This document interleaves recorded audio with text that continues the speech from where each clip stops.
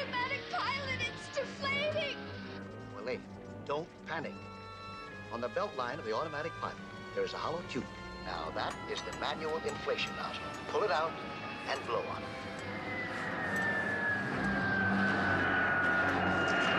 What the hell's going on up there? Elaine? Yes, Doctor? Elaine, you're a member of this crew. Can you face some unpleasant facts? No. All right. Unless I get all those people to a hospital quickly, I can't even be sure of saving their lives. Now, is there anyone on board who can land this plane?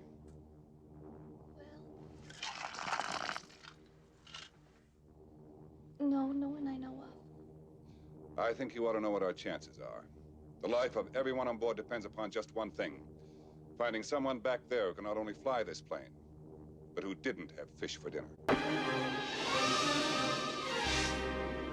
Ladies and gentlemen, this is your stewardess speaking. We regret any inconvenience the sudden cabin movement might have caused. This is due to periodic air pockets we encounter. There's no reason to become alarmed, and we hope you enjoy the rest of your flight. By the way, is there anyone on board who knows how to fly a plane? Hello, I'm Paul Carey from the airline. I'm here to pick up Captain Kramer. Oh, yes. Come in, Paul. Rex will be right out. Shit. Sit. So I understand you have a real emergency down there. Yeah, something like that. But as I say, they didn't have time to tell me very much. Chef, no. I'll bet you have exciting things happen all the time down there. Well, airline business does have its moments, but after a while, you begin to get used to it. Chef, come. He gets so excited when new people are here. Are you a pilot yourself? No, I'm in a training program. It's unbelievable. Just unbelievable. How many times I've warned those people about food inspection? You'd think after all these years, someone would listen to you. Oh, well, airport management, the FAA, and the airlines. Oh, cheats and liars. All right, let's get out of here. I'm sorry to bother you. I was just looking for someone with flying experience. When they built those roads, they had no thought of drainage in mind. So we had to take a special Jeep up to the main road. In fact, we were lucky to even get a Jeep since just the day before, only one that we had broke down, had a bad accident. Excuse me, sir. There's been a little problem in the cockpit. The cockpit? What is it? It's the little room in the front of the plane where the pilots sit. But that's not important right now.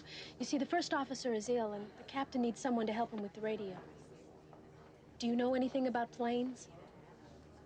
Well, I flew in the war, but that was years ago. I wouldn't know anything about it. Would you go up, please? The stewardess said that both pilots. Can you fly this plane and land it? Surely you can't be serious. I am serious. And don't call me Shirley. Doctor, I've checked everyone. Mr. Stryker's the only one. What flying experience have you had? Oh, I flew single-engine fighters in the Air Force, but this plane has 4 engines. It's an entirely different kind of flying, altogether. It's an entirely different kind of flying.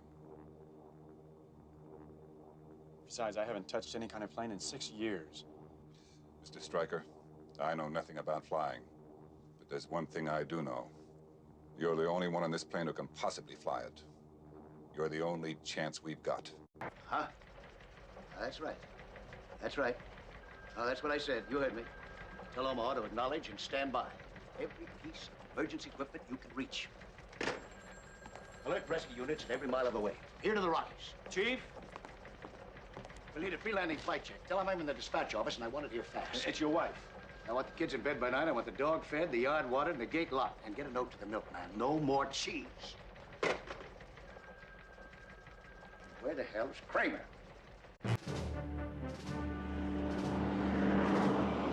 No, we can't do that. The risk of a flameout's too great. Keep him at 24,000. No, feet. One of the passengers is going to land that plane. Is that possible? Possible. It's 100 to 1 shot. I know this guy. You do? Who is it? Name's Ted Stryker. I flew with him during the war. That won't make my job any easier tonight. Ted Stryker was a crack flight leader up to a point. He's one of those men who, let's just say, felt too much inside. Maybe you know the kind. And all the pieces on a particular mission. Let's just hope that doesn't happen tonight.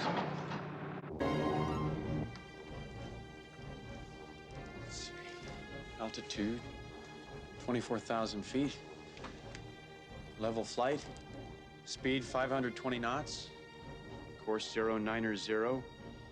Trim, mixture, wash, soak, rinse, spin.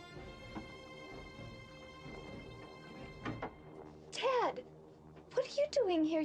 You can't fly this plane. That's what I've been trying to tell these people. Elaine, I don't have time to say this gently, so I'll be very direct. Everyone on this plane is in a desperate situation.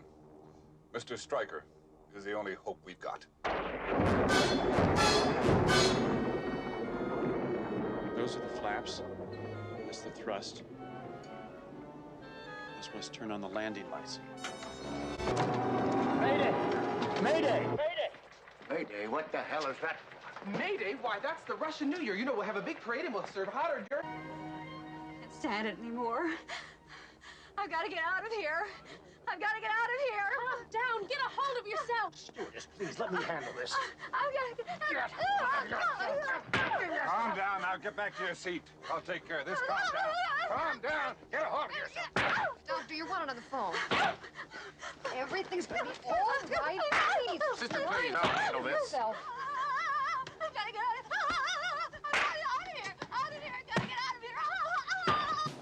Excuse me, we'd like you to have this flower. Excuse me, sir, would you...